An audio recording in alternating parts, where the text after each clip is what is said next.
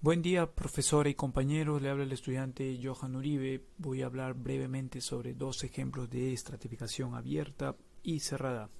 Estratificación abierta implica que la posición de cada individuo está influenciada por su estatus adquirido. El estatus adquirido nos estamos refiriendo al papel o posición que juega el individuo en una sociedad o grupo social desde que nace hasta que muere. Básicamente lo que es el estatus adquirido está definido por los méritos o acciones y logros específicos, ¿no? Lo cual otorga un grado de prestigio. Lógicamente, este sistema estimula la competencia entre los miembros de la sociedad y posibilita el cambio de clase social. Por ejemplo, si usted está actualmente en una clase social baja, tiene la posibilidad que mediante el esfuerzo individual y la habilidad pueda pasar al siguiente nivel, de repente a una clase social media o alta. Un ejemplo de estratificación abierta serían las sociedades europeas y americanas, en donde es posible el cambio de estatus. Y bueno, observamos en esta parte posterior un grupo de personas. Observamos que ellos son un claro ejemplo de la diversidad laboral que existe en este tipo de sociedades, en la que básicamente estamos hablando de diferentes géneros, edades, razas, religiones y habilidades, individuos de diferentes estados socioeconómicos, ¿no? O de clases sociales, en la que no tienen absolutamente ninguna barrera para poder pasar de una clase social a otra. Siguiendo el ejemplo de la sociedad americana y europea, tenemos aquí en foto a una mujer del Medio Oriente o musulmana y a la derecha a una norteamericana. Básicamente en las sociedades occidentales vemos que las mujeres tienen más oportunidad de crecimiento que las del Medio Oriente. La competencia y capacidad de las mujeres son cada vez más valoradas en estas sociedades, aunque aún todavía hay una brecha en distintos factores que todavía generan desigualdad. Ahora tenemos la estratificación cerrada. En estas sociedades la posición social se basa en estatus adscrito, el cual es aquel que se te es dado o impuesto desde que naces y viene definido por casta económica, religión, características étnicas, etcétera. Por ejemplo, tenemos los títulos reales aristocráticos o nacer en familias adineradas te da un estatus adscrito. La movilidad social vertical está impedida. Nos estamos refiriendo a que si usted, por ejemplo, nace en una clase social baja, prácticamente es prohibido de que usted pueda pasar a una clase alta o media. O también es regulada por barreras legales, normas jurídicas o leyes. La posición social es hereditaria, no cuenta la habilidad y el esfuerzo individual. El sistema de castas de India se encuentra entre las formas más antiguas de estratificación social que ha sobrevivido a lo largo de los años, y esto representa un claro ejemplo de estratificación cerrada. Ahora tenemos la sociedad egipcia como otro ejemplo de estratificación cerrada. La clase alta egipcia estaba constituida por la nobleza y el clero, con frecuencia estaban emparentadas con la familia del faraón.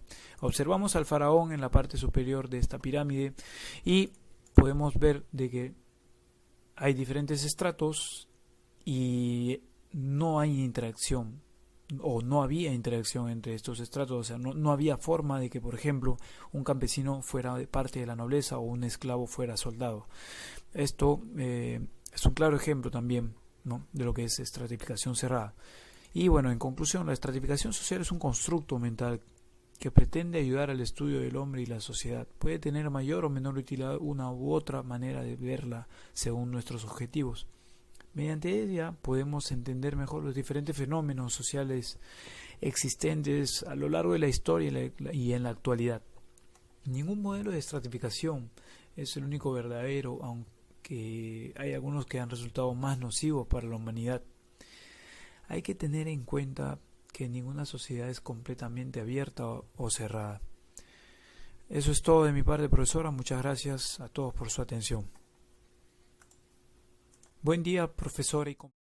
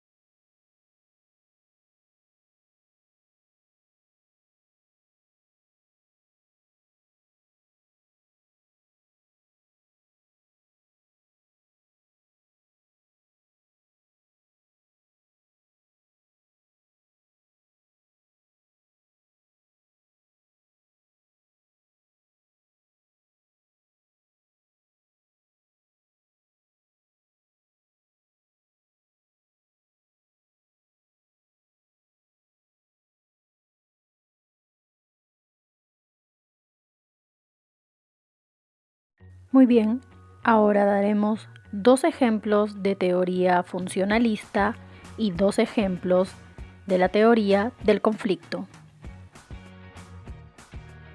El primer ejemplo es Araceli Quispeneira. Ella es de la ciudad de Lambayeque, Perú.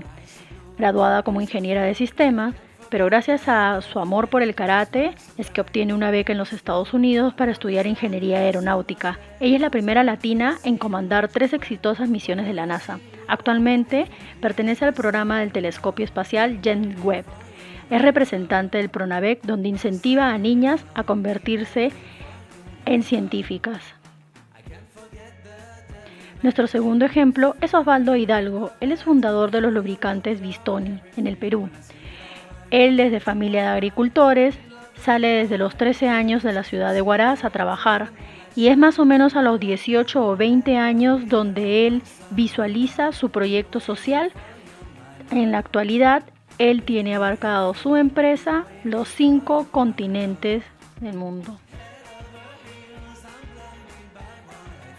Teoría del conflicto.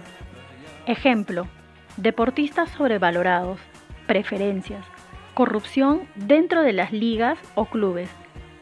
Sabemos que existe desigualdad dentro de aquellos deportistas que a veces obtienen el puesto no por mérito propio, sino a través de favores o ayudas. Y dentro del deporte existe mucho dinero de por medio. Segundo ejemplo, gobernantes de Estado y sus promesas sin cumplir, la corrupción. Tanto los socialistas, el capitalismo y el comunismo se aprovechan del pueblo y mienten, haciéndoles creer que piensan en el bien común, cuando sabemos que no es así. Un claro ejemplo en la actualidad es la situación que viven países como Venezuela y Corea del Norte, donde han infringido los derechos humanos de sus habitantes. ¿Qué podemos hacer para combatir la corrupción? Informándonos acerca de nuestros derechos y los compromisos del gobierno para así luchar contra la corrupción. Enseñarle a los niños que la corrupción es inaceptable. Denunciar los casos ante las autoridades y defender a los denunciantes.